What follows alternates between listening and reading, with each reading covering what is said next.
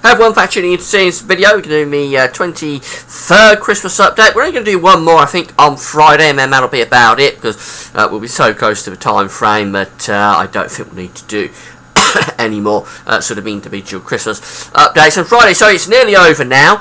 We're coming much closer to the time frame of Christmas. Christmas Eve, a week away, of course. So I'll have a look at the charts in a moment, see what they're suggesting for Christmas. It still looks a very unsettled one this year, unfortunately.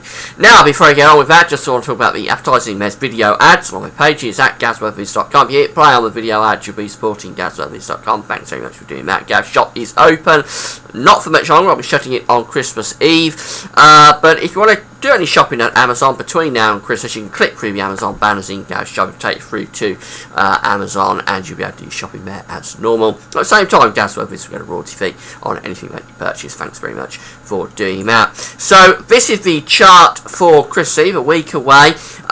Very intense area of low pressure up to the northwest of Scotland. Hard to work out what the central pressure is on that, but I think it's down possibly below 930 millibars. Incredibly intense area of low pressure. A mass spreading wet and windy weather across the country on Christmas Eve.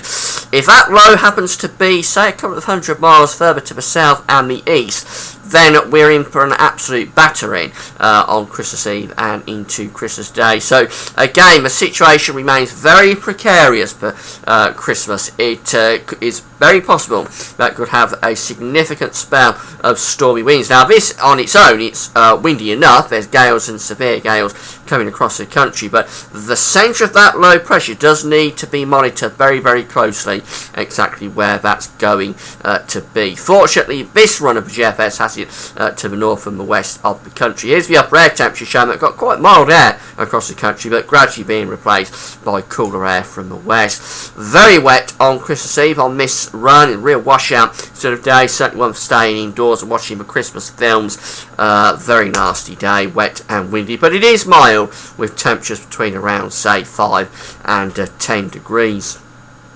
As we move through to Christmas Day, that low pressure goes off to the northwest of Scotland. Still tight about ice bars up there, so it would be very windy with gales at times. Elsewhere, not quite so bad. The ice bars have opened out, but we've still got showers along with spells of rain coming across the country. It's a cooler day as well. We're all in that cooler upper air, and we have got showers along with spells of rain. So those could be a little bit wintry over the Scottish hills, but generally it would be falling. They will be falling as rain. It's a colder day. Temperatures not desperately cold, but colder than Christmas Eve, between around, say, 3 and 8 degrees. That's about average, to be honest, but it would feel colder than Christmas Eve. And then for Boxing Day, the next area of low pressure is heading in off the Atlantic, another deep area of low pressure, with a central pressure there of 950 millibars. We start Boxing Day probably on a dry and bright note, but look at all this rain waiting out in the Atlantic, and that moves eastwards through the course of the day, turning it very, very wet through the course of Boxing Day. Temperatures are still on the coldish side, not desperately cold, but still somewhere between around, say, 3 and 8 degrees. So that's another GFS run that is showing a very unsettled Christmas. That is what's going to happen. I think it's almost certain now, 100% certain, or maybe not 100%, but certainly in the 90% that we're going to have a very westerly, zonal, unsettled Christmas with bouts of heavy rain and strong winds sweeping across the country. How strong the winds are, that's the thing that we still have to pin down. The exact track of that low pressure sometime around Christmas Eve into Christmas Day. There's still the chance that somewhere in the United Kingdom we're going to get a real pasting over this Christmas. But otherwise, it's just generally a very wet, windy and miserable sort of Christmas. As I say, we'll do one more time on Friday, and then after that we'll be into the weekend forecast and everything else leading up to Christmas. So just one more Christmas update for Friday. That's it for now. Thanks for watching.